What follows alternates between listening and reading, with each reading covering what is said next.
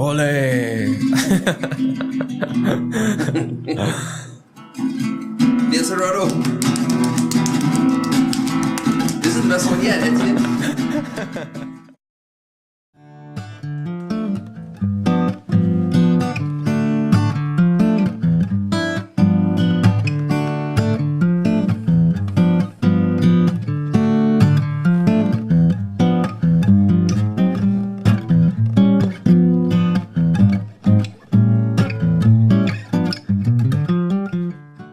Gerardo, you're in. I'm here. Thanks for coming, bud. I'm really happy that you came in. Thank you for having me, man. Yeah, so introduce yourself real quick and let's get going. My name is Gerardo Bolaños. I'm from San Jose, but moved to Nosara 10 years ago. And I'm the projects director for a nonprofit organization called Costas Verdes. Now, you have been on a trip. Where'd you go? Yes. Well, I was away for 3 months during September, October, and November. I went for a month and a half to California, for a month in Hawaii, and a week in Arizona. Did you surf in California? I did. It was my first time surfing cold water. You knew I was going there. Yeah. So what did a wetsuit feel like for you? Well, I was hoping I would feel a lot more stiff than what it felt like. So I didn't feel much difference, but just an extra cushion, in my body. I definitely was very grateful that it kept me warm enough for an hour or maybe 90 minutes. Right. Yeah. Could you wear them every day though? Or every single time I was out surfing, for sure. Yeah. At least at 2, 3, maybe 3, 4. Did it bother you too much? I did okay. Yeah.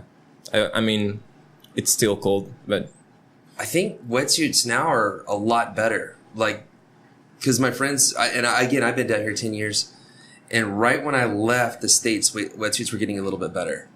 But I remember a long time ago, 20 years ago, you put them on, they were stiff, like very rigid.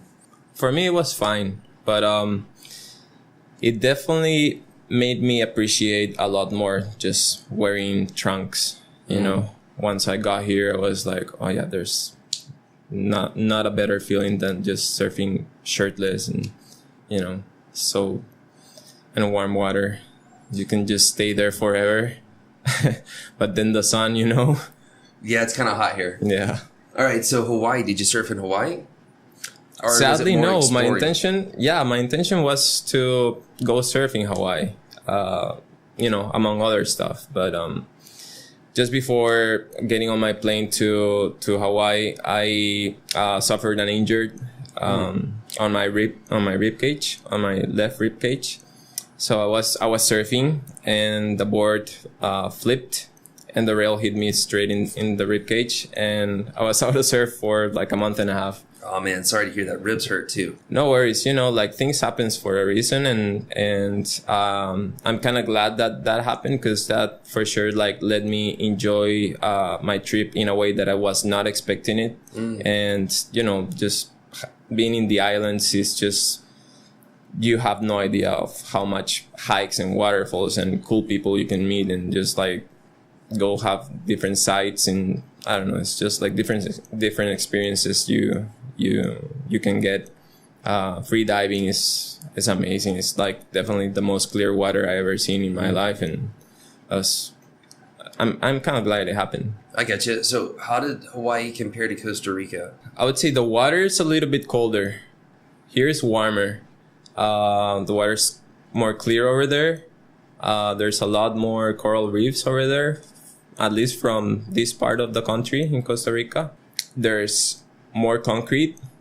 Honolulu, at least, is way more developed, and is very dense, the population over there.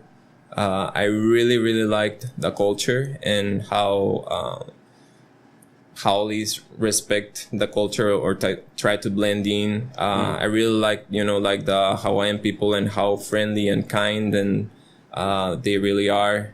Their culture is very welcoming, and I fell in love with the Polynesian culture and the canoe plants and how they colonized the islands is just like an amazing story. And yeah, it's something. I can see you digging that. Yeah, for sure. It was such a trip. The lava fields are amazing as well. I don't know. I think it's no matter like how much expectations or how much you try not to expect from a trip, it's always gonna fulfill or just like go way beyond your expectations or your imagination is amazing. All right, so I'm going to bounce this back to Costa Rica. All right, so Gerardo, could you explain to me the difference between Costas Verdes and BarriGuiones? Because I think some people get confused between the two and which is which and what's what. So can you help us understand that right now? Thank you for asking that. That's I hope a lot of people listen to this podcast because this will save me a lot of words in the future. I had a feeling that one might be relevant for you. Yeah.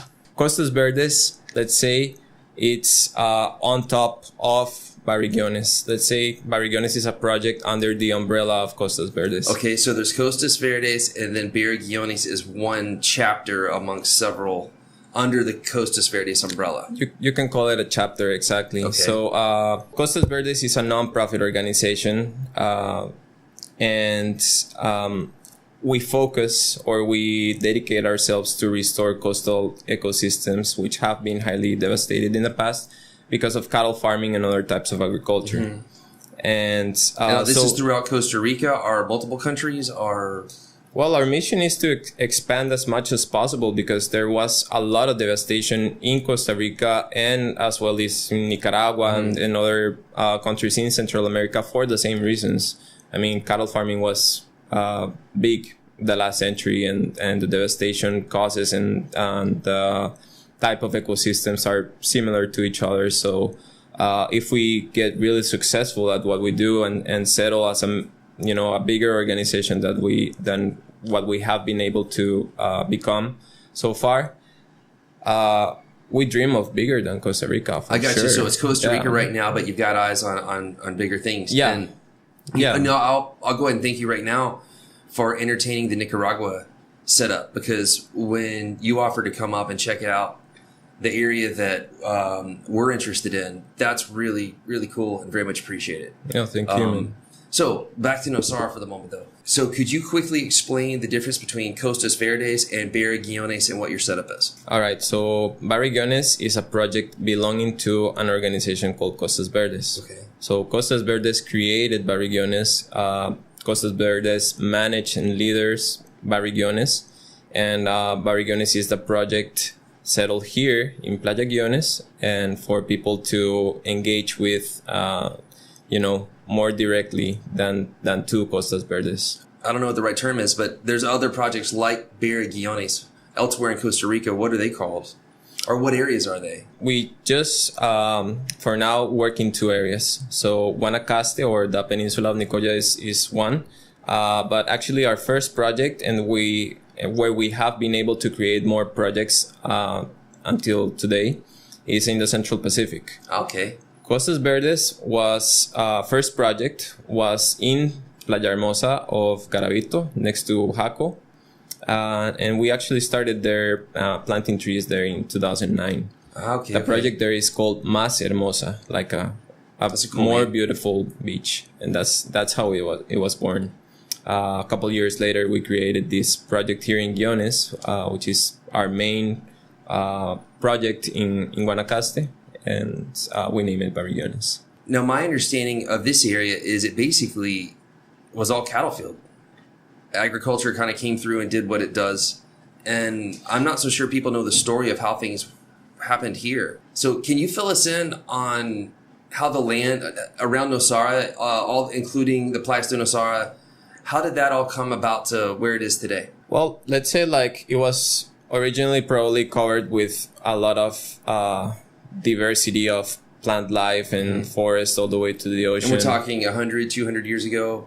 150 years ago, okay, I would so say. The agriculture came in about 150 years ago probably, and cleared it out. Yeah, or 100 years. I'm not even sure. The thing is, it was originally a forest, as pretty much the rest of the country. And well, there was not many economic activities going on, but there was a lot of people living here already. And our government promoted cattle farming as the possibly best way to incentive economic growth in the countryside, Nosara included. So they gave away parcels of land that went all the way to the beachfront to local people, and promoted cattle farming. So that's how the trees all got cut down. I don't think they were even cut down. I think they just like burned it. They don't even like use the wood. They just like burn it all down, introduce pastures, introduce cattle, and the land quickly became the soils started being eroded very fast. Cattle or cows are very heavy animals that on the rainy season, I'm sure they erode a lot of the, most productive layers of the soil. And anyway, if you cut down a patch of forest inland and it's surrounded by forest, probably in the matter of 20 or 30 years, it will grow by itself again to its original shape or somewhere similar. If you do the same in front of the ocean, the time that it will take for it to be restored naturally, it probably be multiplied by tens. Or, by a lot more time.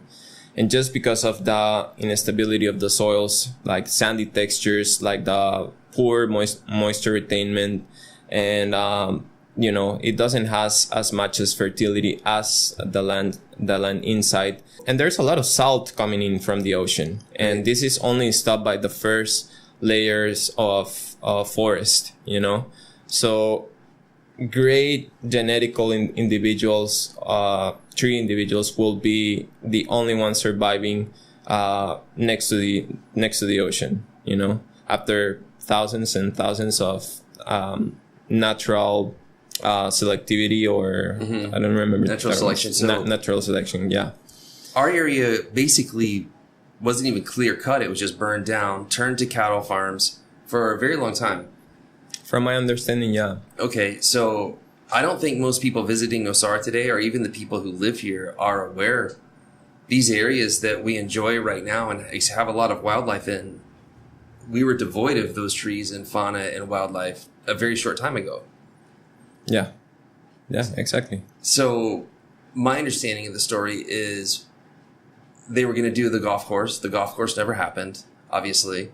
And then some of what was going to be golf course holes. Yeah, thank goodness. Holy cow. Can you imagine? But those areas turned into green areas. And the early days of the Nosara Civic Association and the pioneers, they said, you know what, let's let it grow back. And think many a million thanks to them for letting that happen. Yeah. So now we have a town interrupted by green areas, and now you're coming in and you're trying to connect everything to get back to the ocean. Yeah, that's the idea. So I'm gonna go back again to the days where we were doing cattle farming all the way into the beachfront. Okay. I guess I think we started protecting the shoreline, the 50-meter public line. I think it was like 1977 when it was passed, the law was passed. And before then, you could develop or do whatever you wanted to do in front of the ocean. And I think we came to sense that, the ocean front is somewhere very sensitive, or a place to be preserved, because it's the buffer zone between land and the ocean. And those are way two different environments, and there's a lot of impact from the land into the ocean, and from the ocean into the land, and this short distance both ways. So we passed out that law, and later on we found out that some areas need to be protected a lot more, especially if there's like mangroves or very specific ecosystems that are super sensitive to human impact or presence even. And among these reasons to protect, there's turtles, sea turtles. All sea turtles are super sensitive beings that have been on this planet for hundreds of millions of years, and they have changed a little bit since they were created and have gone through a lot of changes in the world. But they can adapt to changes, but not so quick as the changes we are producing with our development, with our human race, you know. And all sea turtle species are threatened or critically endangered even. The thing is, because of their state of extinction or threat, they need to be protected. And our environmental bureau, or the MINAI, created back in the 80s, they started creating like coastal protected areas to preserve some of their nesting grounds. The most important, obviously, Ostional included. We all know, and I guess I don't need to explain like the arribada phenomena here, but thousands of turtles come to lay eggs there. And so a national wildlife refuge was created there. And then a couple of years later, it was extended all the way to the south end of Guiones Beach as a buffer zone. Mm-hmm. But still, it's protecting a bigger area inland over that first 50 meters of public land. So in this case, it's 200 meters. Now, part of these 200 meters was intended to be like originally golf course. And I think there was like an airstrip planned over there that sounds gratefully funny. Never came through. It sounds funny to even say. So yeah, let's say like since the early 70s, all of this area, this beachfront, this 200-meter line has been undeveloped and left to its own natural restoration. Actually, there has been, prior our project here, there has been community efforts. And I remember someone saying to me, like one time they planted like 1,500 palm trees at the beach, and only like 7 of them, like, you know, survived. And now we're enjoying their shade and their coconuts, whatever. But a lot of efforts were before BarriGuiones project. And I guess our community came to sense that, you know, restoring the coastal line or the coastal forest is not an easy thing to do. Back when I was at the Harmony, we did a couple of tree plantings with schools and with the community, and basically, and we did both like around June or in the rainy season at the right time. But you know, if the effort is not sustained by good maintenance of the trees, and if you don't plant the right trees or the right species at the right, you know, spot, then all the effort is, you know, it's going to be turned into frustration, and the crabs are going to eat the trees, and, you know, there's going to be a lot of frustration going on, you know. So what is your update for 2019 as to where BarriGuiones is at right now? Like, what do you want people to know about? All right. So originally we started out BarriGuiones in 2011. Mm-hmm. Our original idea was to do a 10-year project. So by the year 2021, that would be our last tree planting year, and we would kind of like step out and let this project be closed. Mm-hmm. I think we're doing very good. We may be able to end the project by then. Wow. So right now we're 3 years from that happening. Last couple of years we planted over 5,000 trees at the beach here, and so those has been like our biggest tree planting campaigns since the beginning of the project. But this year we want to plant over 5,000 trees again. Most of our efforts are also going to opening new areas in the refuge in Guiones, like just like expand our work or our efforts to areas where have been taken over by creeping vines and by shrubs that are very invasive, and some of them are native, but they're just like taking over. They're kind of like slowing down the natural restoration process because no seeds are going there. And so we want to work a little bit more on that. We have been expanding a little bit on the north side of the project, which is like the most extended part of the project. And we also we have a few new projects we wanna create. We don't necessarily need to call them like bigger projects such as Guiones, but we want to start planting in Pelada. Okay. And I have been seeing over the course of the years how there's some spots in the beachfront in Pelada that are getting more devastated, and I'm not sure why that's happening, but a lot of cow pasture, it's starting to take over the beachfront, especially kind of in between the northern, like in the middle of Pelada. And so we wanna start a smaller project over there and get the community together and support and fundraise a little bit more to make it a very well sustained effort over there.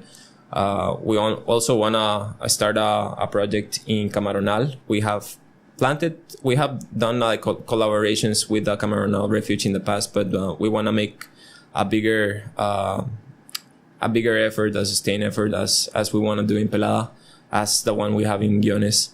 Camaronal suffered the same story as Guiones, just a big cattle farm, and was left to its own restoration, and then it turned into a wildlife refuge protecting the sea turtle nesting grounds. It's a great surf spot too, it's a great wave. So just trying to bring some shade over there as well as in Peladas. And Guiones is looking way better already than what I was dreaming for this point of the project. Like just in front of the cemetery parking lot, is amazing how much the trees have been growing over there, and there's like people hanging hammocks over there, between the trees. So that's super cool. So you guys said, how many trees did you plant last year? Last year we planted 5,300 trees. So where do you get the money to pay for this, and then where do you get the trees from? All right, fundraising. Okay. So donations. Donations, yeah. We're a nonprofit organization, so we rely on donations, which most of the donations have been coming in from a sponsorship program we started over 4 years ago, and has turned into something really successful and something we can manage and still be able to put a lot of more effort into what we do than actually fundraising. Because fundraising for every single nonprofit, it's a hell of a job. It's if I have a hell of a mission, not a job, but it's just something really, really that takes a lot of time and effort. And you shouldn't be putting 90% of your time, if you're focusing on whatever is your goal, like you should put your 90% of the time towards that, not getting the funding. But fundraising is a very big challenge for nonprofits, and any nonprofit here in Nosara can back me up on that. So you guys have a program that's worked pretty well around the area, getting local businesses to help support what you're up to. That's right? Yes. Can you explain that a little bit? So that's a sponsorship program. Okay. We created this 4.5 years ago, and basically it's a program consisting on 3 different categories on which a business makes a donation of a specific amount of money every month or every period of time, and in return they will receive benefits from Costas Verdes to them. So our basic category, it's $50 donation per month. Okay. And we'll receive like 3 benefits. Basically it's receiving certificate that says that your business is supporting this cause and you're this kind of sponsor or this category of sponsorship. Their logo will be displayed on the beach signs we have. So we have beach signs or informative signs of the project on the main parking lots, on the two main parking lots, at the cemetery and at the north entrance. And as the category goes up and the donation amount goes up, like the next one will be $100 per month and the other one will be $200 per month, the benefits will increase. They preserve the same benefits as the lower category, but sure, they will add some more benefits. Yeah, that's awesome. So are people dialing into it? Is it working? They're very happy with our job, with what we've done, with what we've accomplished so far. Some obviously, like some businesses like will kick out of the, or not kick out, like will back out of the program, and then we add some new businesses. We try to reach out to most of the businesses that we know of. You know, we want everyone to be a part of the project. But I think the coolest thing about like this fundraising source or fundraising method is that it's very inclusive. So it's possibly the best way for you to commit a business to being involved in a project. Because, you know, businesses do what they do for a living and they want to make their bucks, you know, and they don't. Well, they have to. They're a business. Yeah, obviously, right? And they may not have the time to go support your cause and putting like volunteer hours or whatever. And, but they would like to, but they just can't, you know? So, making a small donation every month, like, is their way to kind of like be engaged, kind of like adopt that project. And it's also put pressure on us, you know, because you could get a big donation from a very rich person from on the other side of the world, and they may never know what you're doing, and they can be full, and you can just tell them, oh, we've done this and this, you know, this is the results. But when the business is based here, they're very interested in having you be successful, because what we're doing is making the beach, our main beach in Nosara, our main tourist asset of the community, more beautiful, more enjoyable.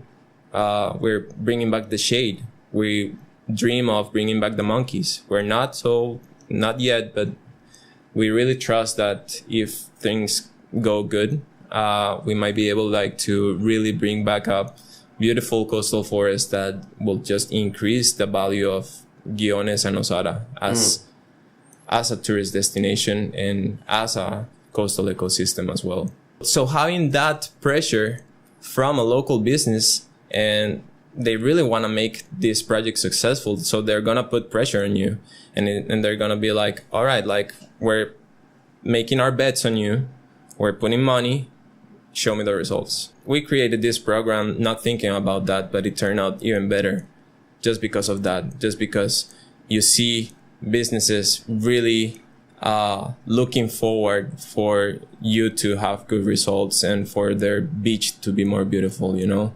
Talk about surf schools, talk about like hotels, beachfront hotels, or vacation rental operators. Every single kind of business over here relies on the beach, you know. It's the beach where everyone want to go to see the sunset, to watch the sunset, to stargaze, to do, you know, to have fun.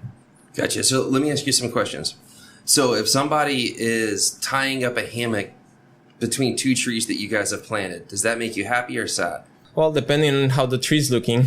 Okay, if the tree's looking happy, then I mean, like, if the tree is like thick enough, I want people to enjoy the trees. Okay, so I that's want where I'm people going with to, you know, to see the value of the trees, and people know the value of the trees. Like, just like, you know, that's why people are thankful and grateful about the project, because, you know, people know that trees just make public place look better, especially if it's so hot like here. Agreed. So if people are sitting under the trees in the area, that's not something that bothers you too much. Like, for example, the local church group meets right under some of the trees to get a little bit of shade. Is that good or bad? That makes me super happy, man. Okay.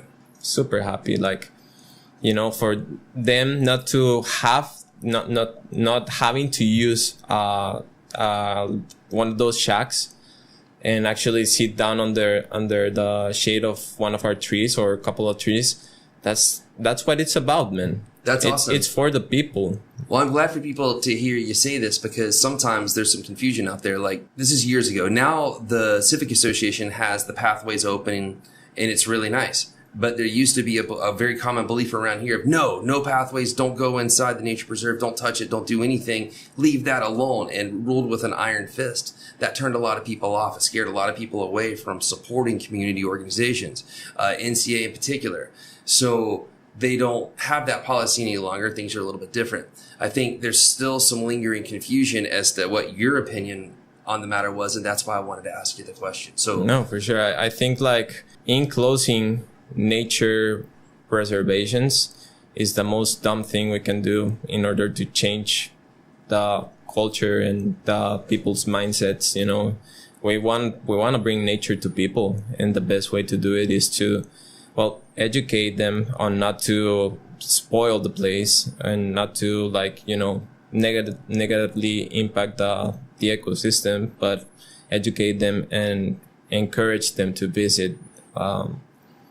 And that's one of the things I really got to see on my trip on the States, especially in California. Like, the state parks, the national parks that I visited over there, is just, like, so inviting and so easy to, like, self-educate over there with all the signs and everything. Is so inviting. It's I dream of having the same kind of system here, and, you know, that's interesting. That gave you inspiration. For sure, yeah, for sure. Yeah, that's pretty cool. Yeah. All right, so Gerardo, let's talk about development and what your take on Nosara's growth pattern is. Because Nosara, for a long time, was a little small town in the middle of nowhere. Almost no one came here unless someone sent them here. Whereas, fast forward to today, it's not like that anymore. Nosara is very popular, and we're having a lot more growth. So I'm wondering, what do you think about our future? Do you think we're going to come out of this okay? Or do you think it's all over? Like, talk us through what your perception of real estate development is and what our future is going to be. Well, first of all, if I was not optimistic about it, I wouldn't be here doing what I do. So this isn't a hopeless cause. No, I definitely believe in us doing it the right way. Well, if you listen to social media and people who lived here a long time, it's basically, it's over, everything's gone, everything sucks. Yeah. And for those of us who still live here and are going to be here for a long time, we don't want to feel that way. We do want to make a difference. Yeah, no, for sure. If I felt like that, I would totally move out, you know. But I definitely think, like, there's a lot of great people here trying to make this a better place. And that's one of the things I really like about Nosara. But people are building big homes. Talk us through, like. Yeah, well, you know, there's obviously a lot of development pressure, and I have been here for 10 years, and you just see, like, lots that used to be second growth jungle, you know, being completely clear cut, and then, you know, the whole lot will be a concrete base, or at least 90% of that. So you know, I get a little bit bummed every time I see that, but I know there's a lot of people fighting for that to keep on going on. And I want to be part of the change. I want to be part of preventing this to happen on the remaining lots that are still like what you're getting at comes back to lot size, because originally the lots were 2,000, 4,000 meters in size. Fast forward to now, you have lots that are getting cut down. Am I wrong on that? It really seems like it comes down to lot size. Yeah. Because if you only have a 100-meter lot, then you got to use every inch. And if you have a 1,000-meter lot, you still have plenty of room for a garden and all kinds of things. So it's kind of a... Yeah. Well, yeah, originally the lot size were bigger, and and then they got subdivided, and just like, it's something that just happened. And I think probably like if things follow through according to the law, like we probably wouldn't have as much as impact, on the environment. One of the downsides of not only Nosara but Costa Rica is that law enforcement, it's very poorly done, and or not it doesn't happen sometimes. It just like, people can do whatever they want with their land, and that's such a shame to see it happen. What do you think we need to focus on most to grow sustainably? Because people are coming. You can't stop people from coming here. And our roads may be bad, but people are still coming in. So what do we do? Well, here's the deal. We're all persons, and we're all different, and we all got the things that we love, but we share a place, right? We're stuck in this together. There are things that are definitely necessary for all of us to preserve, and that it's resources. If things grow like out of control and without any kind of like awareness, then we're all gonna suffer from it, and the place is gonna be spoiled, and then we need to go find another new paradise or whatever and try to make it a little bit better. But we can still save this one, and we're on the verge of turning it into something very nice, and we can definitely do that. So how do we do that? And also, I wanted to just pause for a second. That's cool that you feel that way, because a lot of people who've lived here a long time are giving up and saying it's over, and we can't afford to think that way. We have to try to do the best we can with what's in front of us now. How can you live thinking like that, dude? Like, if you've lived thinking like that, you're just gonna be a bitter heart, Yeah, well, it's easier to be negative than positive sometimes, because what you and I are facing is we're going to be at Nosara for a very long time. We want to make it the best that we can, but someone who's already been here for a very long time, it's easier to be like, oh, it was so much better back then. Now you have all these houses and all the animals are gone. I don't really know if that's true. Well, I used to be like that. When I first got to Nosara, and I thought like this place would kind of like stay like that forever, and that was 10 years ago, and it has changed a lot since 10 years. Well, right. That's the question and the situation I'm bringing up to you is, now that over the past 10 years, Nosara's become popular, we are facing development. It is happening. How do we do it in a good way? Yeah. And why are you still optimistic when the trend from the old timers is, it was better back then, but now it's gone. You don't feel that way, and I want to understand why. Well, I see there's a lot of good people around here trying to make it, go the right way. And I just have a lot of hope in that. And but anyway, I think the way to go would be to bring awareness, educate people, especially people who are coming here and they kind of like fall in love with the place and the beauty of it, like vacations. And it's so awesome to see the monkeys and the squirrels and all the wildlife that they can still see. They gotta understand, like, if they would like to come and be a part of this community and buy a lot to their home, whatever, or their business, they gotta understand, like, why are the monkeys still here, or why is this like wildlife and all these beautiful trees? Well, that's why they're attracted to here in the first place, is because of that feel. And what you're saying is they need to be aware that them taking the right course of action can make that continue to happen. Correct. But how can they know the right course of action, And it's up to us, the members of this community, who has to show them what the right course is.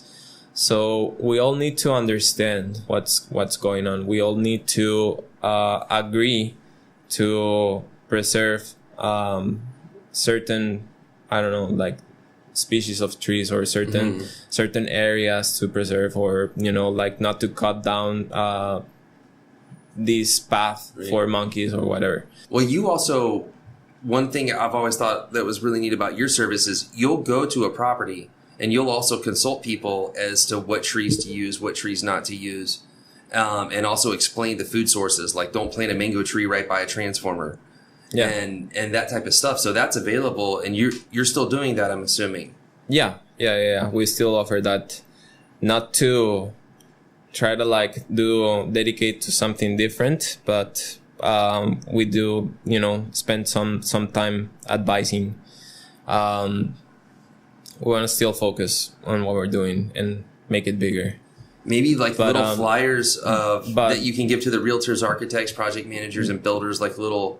Yeah, the thing is, Rich, if we're preserving or we're restoring the coastal forest over here, and we want the monkeys to be able to reach that forest, we want a path for them to reach there, and they not only need one little bridge, but they need several. And food sources to get to. Otherwise, this patch of forest will be isolated for monkeys, and how will they be able to reach there? It's, we gotta work along with other people, and that includes realtors and architects and builders and everything, I'd also say neighbors, and just people in the community. And the good thing, and why I'm not, overwhelmed by the situation, is because there's a lot of, neighbors too. Yeah, there's a lot of businesses and neighbors and organizations and people that are trying to, back this idea up of sustainable development here. So there's a saying, I think, like this saying goes like, we cannot love something we do not understand, and we cannot understand something we don't know. So we first need to know, meaning aware of how something, in order to understand how it works and why it's important, and then understanding why we choose to love it, because it's important for us all. That is, for me, what the whole concept of awareness in this case comes to. So if you're aware of how important it is to preserve resources and nature and the things that probably brought you here and made you stay here in the first place, and definitely was in my case as well, then if we can make you aware and I am aware, and we can make him aware or this other person aware and our neighborhood aware, then that's all it takes. Like we're just gonna have to do a little bit amount of each, of work, each of us.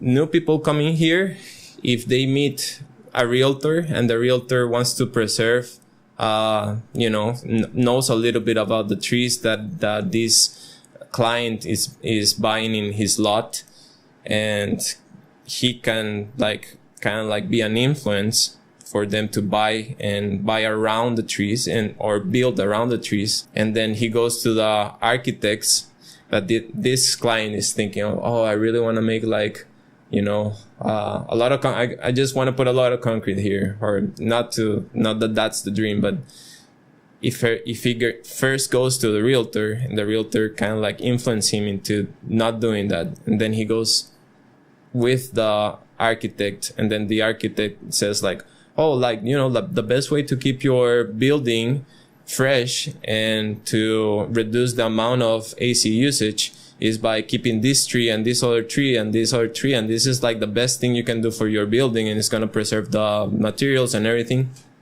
And then he goes to the construction or to the project manager, and it's the same mindset, and then goes to the construction office and it's the same mindset. Then this person or this client that wants to buy this property or wants to develop the property, I'm pretty sure that he's just gonna feel really guilty if he decides to just tear all the trees down and build and just put a big patch of concrete over there. It's probably not gonna be very welcomed by a very aware community. If the whole community is aware, I don't think people who come here and want to stay here or want to be a part of the community will not won't be like that, you know.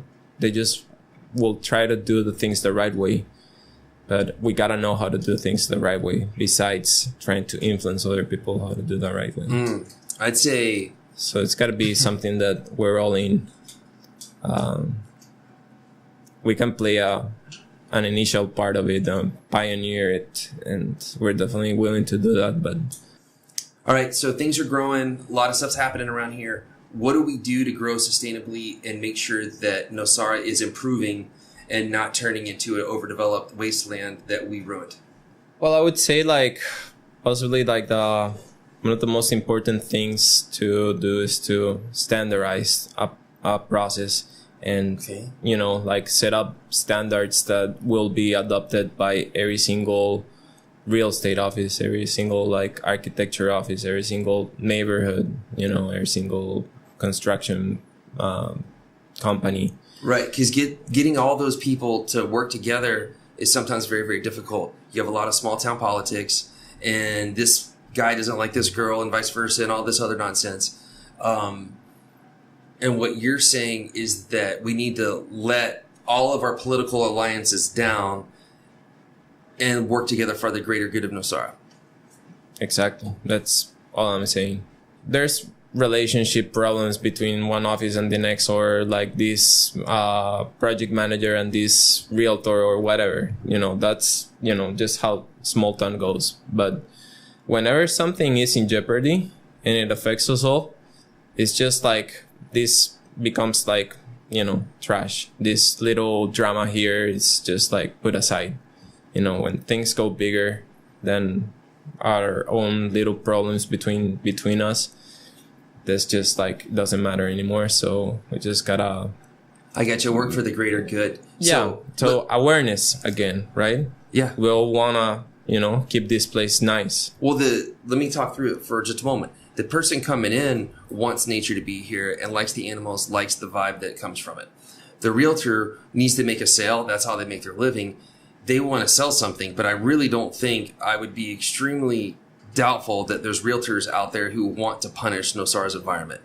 They still want Nosara to remain that way because that's the source of their income. The project manager needs to build things, the builder needs to build things, and the architect needs to design things. If everybody was thinking, let's keep Nosara more sustainable, let's factor in the growth patterns and the trails and all of these things. If everyone was working together, it doesn't matter if you disagree with one person or disagree with the other. Here's where things get convoluted. It comes back to lot size and zoning plans for the whole area. Because if somebody only has a 100-meter lot or a 200-meter lot, they don't have the option of doing these sustainable, cool techniques. But I'll tell you this, I work in the industry, and I know this for a fact. Right now, going into 2019, we have more homes being designed, being built around trees. Even our restaurants and some of the hotels around here are doing it. There's more cooperation than I've ever seen, hands down. There's also more ability and higher level architects around here who want to do that. It didn't used to be the case. Mm-hmm. Now it is. People are excited about a tree. Like, no, that adds value. Build around it. That thing's cool. Utilize the shade and so forth. Yeah. So what I'm trying to convey to people out there who might not understand, there's more realtors, builders, project managers, and architects right now working together than ever before for a greater Nosara. What we need to get to is the person coming in who's paying for all this, as in the client. They need to want it. Because it doesn't matter if there's just one realtor saying, hey, make sure you build sustainably when you build. Well, the realtor sold a lot. That person might not build for years and years. The realtor had no involvement. But they could have done their part when they had the client in front of them. Then the project manager, then the architect, then the builder. If everyone kind of preaches the same gospel, I think you're right. I think that's the key to our success. I just hope we don't fight so much amongst ourselves that we don't get that greater good message out there. I hope so too, man. So for you, do you guys have any enemies? Is there anybody who dislikes what you do? Because to me, it seems like you have one of the easiest sales in all of Nosara. You're like, hey, listen, we're just trying to bring the forest back to the sea. You want to have shade at the beach? All right, that's what we're up to. Who has a problem with that? Or who dislikes what you do? Or does anyone? Because I can't see it. Maybe everyone kind of like approves our mission. But maybe people don't like, some people may not like one species that we're using, or a couple of species, or so your how we do comes things, or and then like we'll have like a little bit of vandalism, you know, like people taking a tropical almond back to their home, and you know, we were taken care of for a couple of years. I gotcha. One day there's just like, or like some other people taking like some of the wood sticks we put to mark the trees, and just using them for their own bonfire, which I hope I'm not bringing this as an idea for other people to use. So you might have just told everybody how to do bonfires. No, please don't do that. It's like when you say like to a kid, like, yeah, you don't eat this, and then like they're doing it. And then they're doing it. Well, hopefully that doesn't happen. So you basically, small vandalism, maybe a disagreement over a species of tree or two. But you don't have any people out there saying what you're doing is fundamentally wrong or any big issues. Don't really have people trying to bring us down. Like, that's something I'm super blessed. You know? You are. And I think that adds life, many years to your Nosara clock when you don't live in that environment. We do have people saying also, or thinking that our mission is done, that we don't need to plant any more trees, or, you know, what you've done, it's great, but, you know, step out, you know, you already did what, I think that's a possible feedback for us to maybe we're not pitching out the vision quite right. And as soon as people see like a lot of little trees at the beach, you know, there's, you know, their mission is done. Cause it's probably like the easiest way to see what we do, you know, just seeing the, you know, the whole beachfront all planted and the trees growing, and there's a lot of things that we want to do, and there's a lot of things that we do that people may not perceive because our main thing is just so obvious, you know. No, that makes sense. Because there is a lot of maintenance, and so many of the trees don't make it. You do have to keep going, and if you're going to be successful, this is a long-term effort. Totally. But you were originally a 10-year project. It might go a little longer. I'm pretty positive, and I would be shocked if people in the community did not want you to continue your Plata initiatives and Cameronall, and because what you're doing is a great thing. I don't think there's anything negative to say about it. I think it's fantastic. Thank you. Thank you. So let's move over to you personally. So we know you like nature. We know you like to surf. But what else about Nosara? Like, what do you really like? What's your hot buttons here? So if you go, for example, to Santa Teresa, there's a lot of nature there, and there's a lot of surf. But why would a person like rather like stay here than in Santa Teresa as a town to live? I would say like possibly the thing that I appreciate the most about Nosara is just like how peaceful it is. It's just a safer town to live than any other, like, or most of the surf towns in Costa Rica. Yeah, the vibe here is really, really mellow. It's really mellow. Even when surfing, you know, unless I'm competing for a wave with you, you paddle fast and hard. You are awesome. I'm busting your chops here. You're awesome on land, but in the water, man, you're quick. So when I was first getting to know you, this is going back a long time, but I'm more mellow now. Yeah, you were so it seemed intense, and in the water you were so aggressive to get to that spot. And then on land, you were so nice. I was so confused. I'm nice. I promise I'm nice. You're super nice. Well, you later told me, you were like, well, we kind of do that. Because you and BarriGuiones one day, you were like, well, Ticos, we paddle real hard for the wave, but we're not mad. We're just aggressive to get there. And it's not intense. And the reason why I thought that way is because I'm from Florida. And when there are waves, it gets really crowded and people are always yelling and snipping, and California's the same way. Like it's not like it is here. Here everyone's chill, like super relaxed. It's the most crowded, nicest beach I've ever been to. Me too, I gotta say. And that's one of the, I don't know, that's definitely one of the things that keeps me here. I got it. Just that makes sense. Happy. Man, and there's you know, like we really don't need to talk about surfing. You already know I like surfing, but just like being here in Guiones and being able to go for a surf at noon, which in most beach breaks in Costa Rica is just like choppy as hell and just like, you know, closing out. Just like having that freedom of just going to surf any time of the day, any day that you can, that you're able to get a little break. I love that, man. You're right. I love that. I really, really appreciate that. It's like a different kind of bank account. Like me, yeah, like always available. You know, something's there. You have a wave count savings account kind of. Yeah. With Guiones. No, you're absolutely right. So I'm going to hurry up and bounce over to the negative side, though. And this is what I think people are more interested in hearing from you. What do you dislike about this place? The dust, man. I hate the dust. I fucking hate the dust, man. So the dust. Got it. What else? Bumpy roads and dust. It's it's the downer. Those are pretty common objections. So I know it's common, but you know, when you have a car and you know, it's I don't know. It's just like spends a lot of time in the mechanics and I don't really want to put it out there, but also like the mechanics here, like I don't think there's a lot of trustworthy mechanics in town, and I think we need more good mechanics coming in town as well, because there's plenty of work, you know, for mechanics here for sure. I'm just wondering if any of my cars are at a mechanic right now, so I'm not saying anything. You know what's another thing that I really don't like about this town? No. That is super expensive. Oh, it's just way too expensive. I thought you were going to say a lot of construction, as evidenced by the saw going off in the background. But we all know, like, you know, like I like a small town. Constructions and the noise they cause, it's obviously annoying, but you know, that's something I just like took for granted, you know. But let's go back to what you said. You said pricing. Yeah, it's expensive. Prices are super expensive, and I appreciate like the kind of tourist that comes here, and I think like a lot of the tourists, it's high end, and that brings, I think, a lot of good people, like a lot of families, and it's, you know, like the vibe is pretty mellow. It's not like a super like party, like acid town or whatever.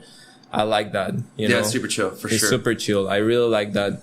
But I don't know if it's just like that made it become like one of the most, if not the most expensive tourist town in Costa Rica, man. And we all have to pay the same prices at the supermarket, like no matter like what kind of like economic, social, or you know, I got it. You're no right. matter how much you make for a living, we all gotta pay for the same, you know, at the groceries. And I don't think it's fair, man. I think it's that really bums me. And then there's no. Being in a small town, it also has a lot of services too. You know, like if you have a pregnant wife, probably you wanna go like during their last couple of weeks before having the baby, you wanna go to San Jose.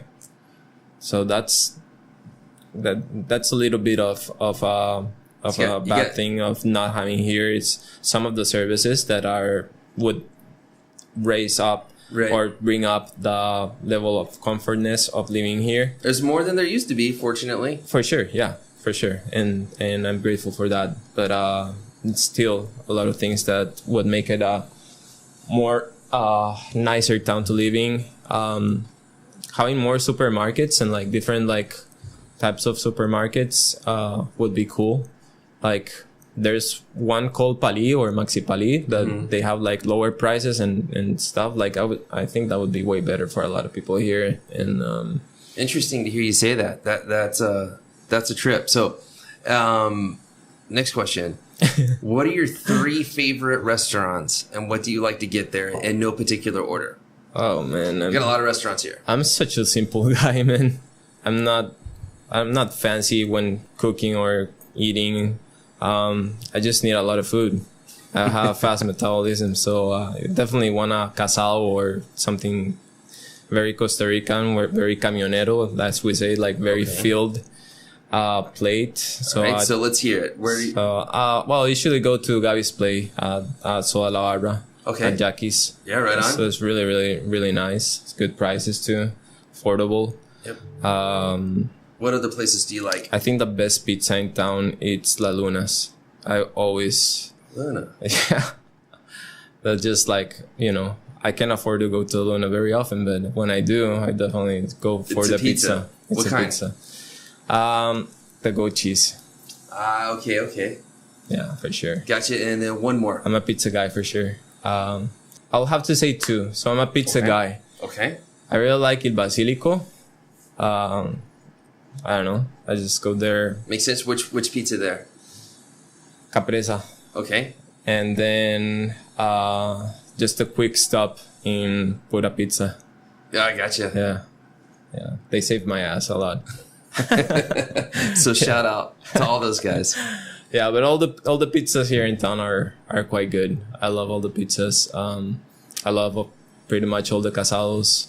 I like coffee, so obviously like Olo Laie, it's super, super nice, and all the coffee places are super cool.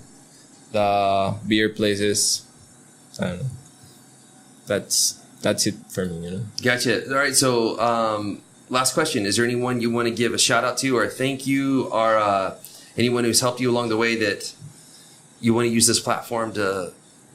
Sure. Well, I want to thank my mom because she brought me here.